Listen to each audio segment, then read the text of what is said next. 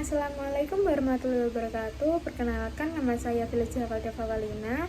Saya dari Prodi Ilmu Komunikasi dari Universitas Muhammadiyah Yogyakarta, dan saya merupakan peserta dari mata kuliah Metode Penelitian Kualitatif tahun 2024. Saya di sini akan menjelaskan mengenai analisis framing. Metode analisis framing menggunakan paradigma interpretif, yang berarti pendekatan ini berfokus pada bagaimana makna diciptakan dan dipahami oleh individu. Data utama yang digunakan dalam analisis framing adalah teks, baik itu artikel, berita, atau dokumen lainnya. Metode framing merupakan bagian dari analisis teks kualitatif.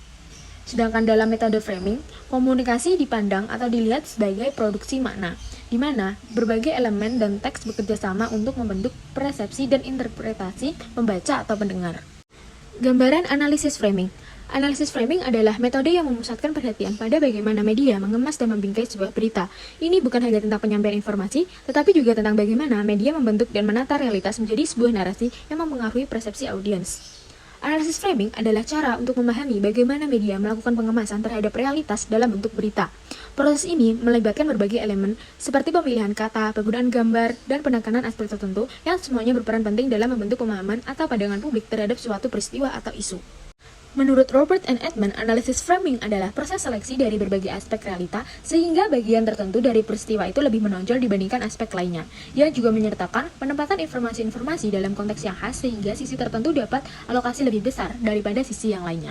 Sedangkan menurut William Gibson, analisis framing adalah cara bercerita atau gugusan ide-ide yang terorganisir sedemikian rupa dan menghadirkan konstruksi makna peristiwa-peristiwa yang berkaitan dengan objek suatu wacana. Cara bercerita itu terbentuk dalam suatu kemasan. Contoh dari analisis framing adalah ketika kita melihat suatu peristiwa, yaitu contohnya saja peristiwa kenaikan harga BBM. Setiap media akan memberikan framing atau sudut pandang yang berbeda terhadap peristiwa tersebut. Contohnya, media A melihat kenaikan BBM sebagai hal yang positif, di mana dia melihat kenaikan harga BBM ini sebagai kebijakan ekonomi yang penting. Sedangkan media B menyoroti peristiwa kenaikan BBM ini sebagai hal yang negatif, di mana kenaikan harga BBM dianggap sebagai beban yang akan ditanggung oleh masyarakat. Sedangkan media C lebih berfokus pada dampak kenaikan BBM terhadap dunia usaha atau dunia bisnis. Jadi, terdapat suatu peristiwa, namun beberapa media memberitakan atau memframing peristiwa tersebut menunjukkan sudut pandang terhadap peristiwa tersebut dengan berbagai macam sudut pandang. Framing terbentuk dari berbagai hal, yaitu ada tekanan organisasi, ideologi sikap, dan framing yang berkembang di audiens. Selanjutnya adalah model framing menurut Sondang, Pan, dan Gerald M. Kosicki. Yang pertama adalah sintaksis, yaitu cara wartawan menyusun sebuah fakta atau menyusun suatu fakta. Yang menjadi framing di sini adalah skema dari berita tersebut. Sedangkan kita bisa menganalisisnya melalui headline, lead, latar informasi, kutipan, sumber pertanyaan, dan juga penutup.